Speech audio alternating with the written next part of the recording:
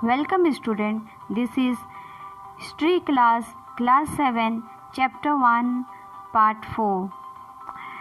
We will continue from page number 9, Reason and Empire. So let's start. Reason and Empire.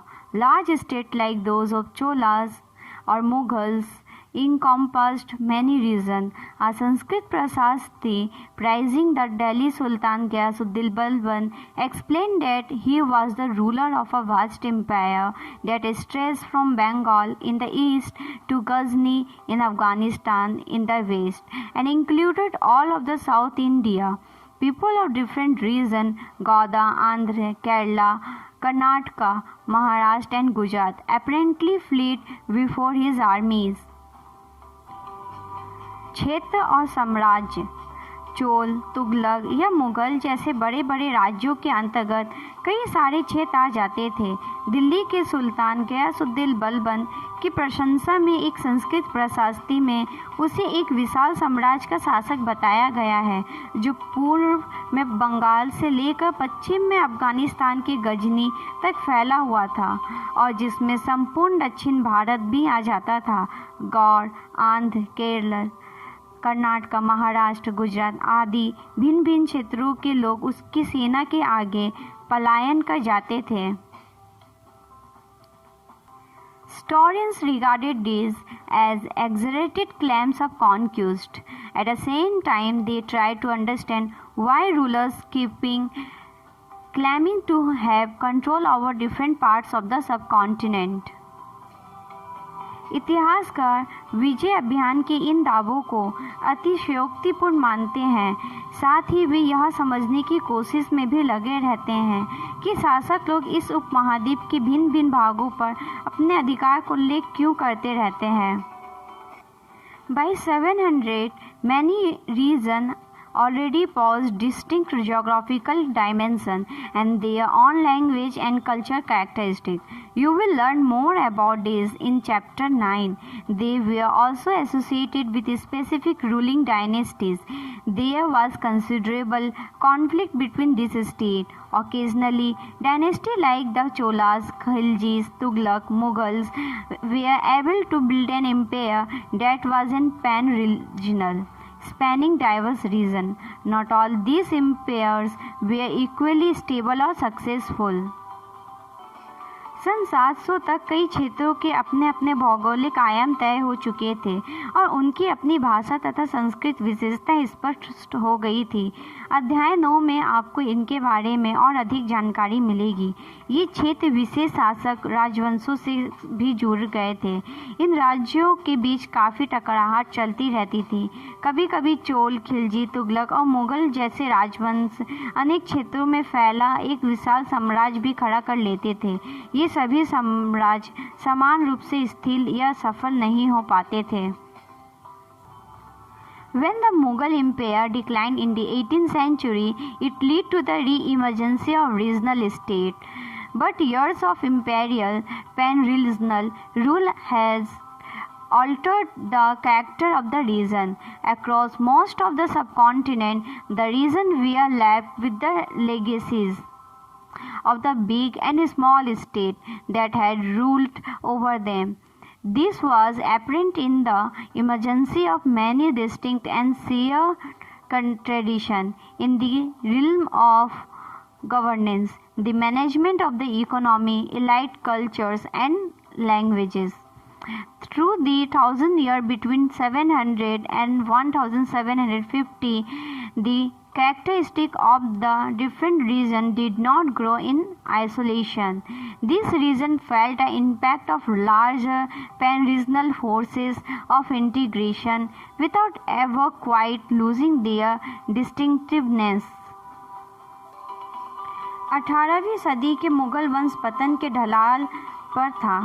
फलस्वरूप क्षेत्रीय राज्य फिर से उभरने लगे, लेकिन वर्षों से जो सर्व क्षत्रिय साम्राज्यों का शासन चल रहा था उससे क्षेत्रों की प्रकृति बदल गई थी। उन पर कई छोटे छोटे राज्यों का शासन चलता रहा था और उन राज्यों की बहुत सी बातें इस उपमहाद्वीप के अधिकतर भाग पर फैले इन क्षेत्रों को विरासत में मिली थी। इस तथ्य का पता हमें उन कई परंपराओं से लगता है जो इन क्षेत्रों में उभरी थी। इन परंपराओं में कुछ एक दूसरे से भिन्न और कुछ एक समान है। ऐसी परंपराएं हमें प्रशासन, अर्थव्यवस्था के प्रबंधन, उच्च संस्कृति तथा भाषा के संदर्भ में मिलती है। सन 700 से लेकर 1750 के बीच के 1000 वर्षों में इन विभिन्न क्षेत्रों की प्रकृति एक दूसरे से कटकर अलग अलग नहीं पनपी थी। हालांकि उनके चरित्र की अपनी विशेषताएं बनी रही थी, मगर समय की सर्व क्षेत्रीय ताकतों का प्रभाव उन पर भी पड़ता था। Old and new religions. The 1000 years of history that we are exploring witnessed major development in religious tradition. People's belief in the divine was sometimes deeply personal, but more usually it was collective.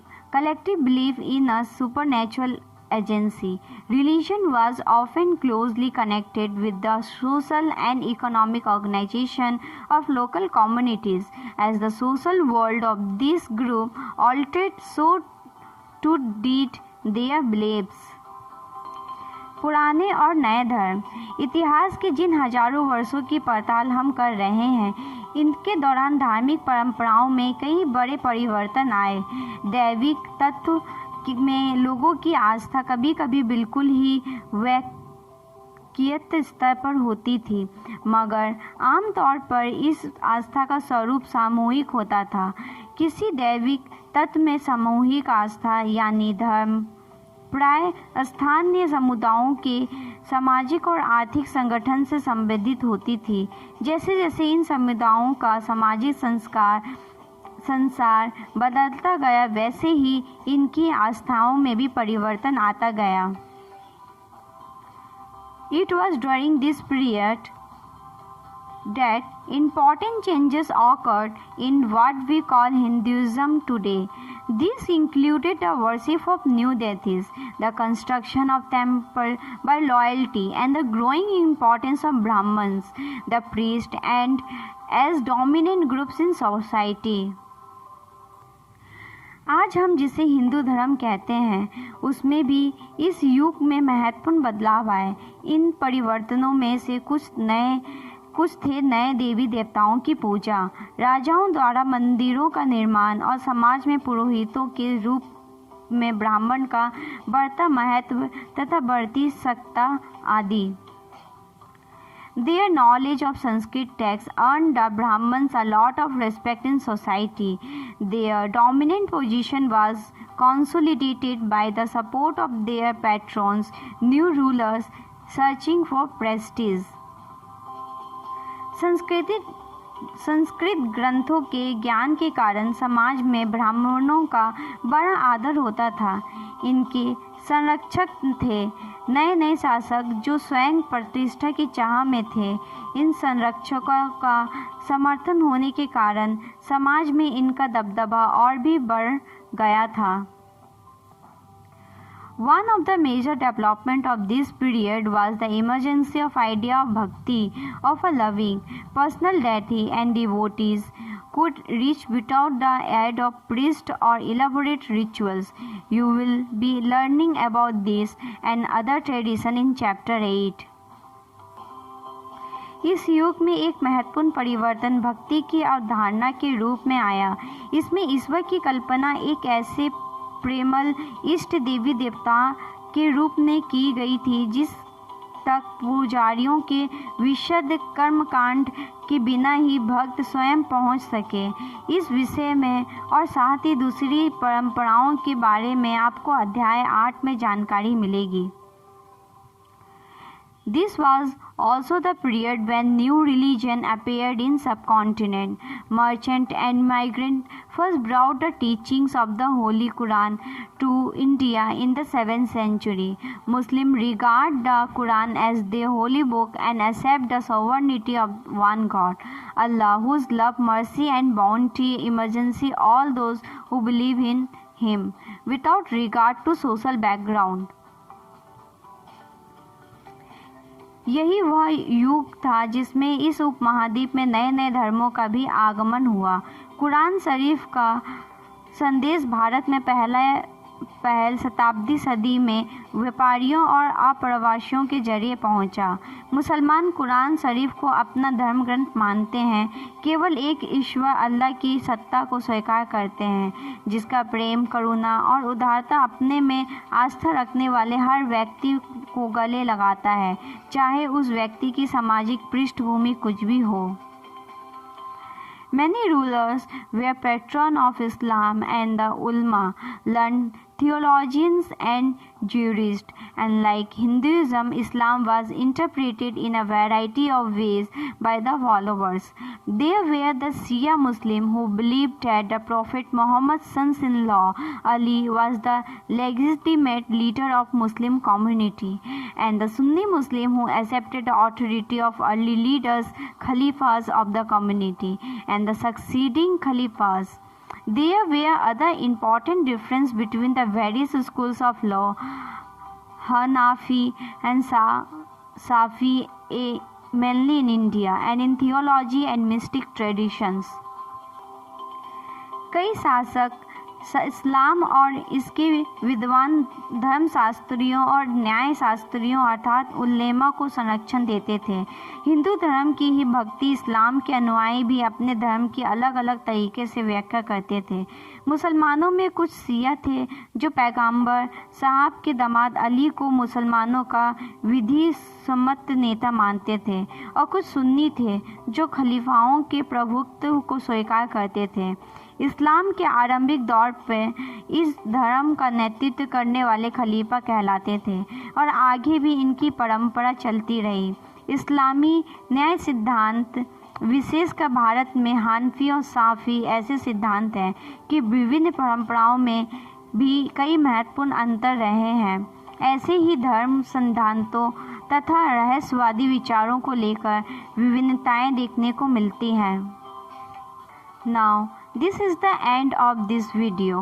We will continue this chapter in next video. If you have any doubt, please let us know. We will try to clear your doubts in another video. अगर आपको कोई संदेह है तो कृपया करके हमें बताइए। हम अगले वीडियो में आपके संदेह को दूर करने का प्रयास करेंगे।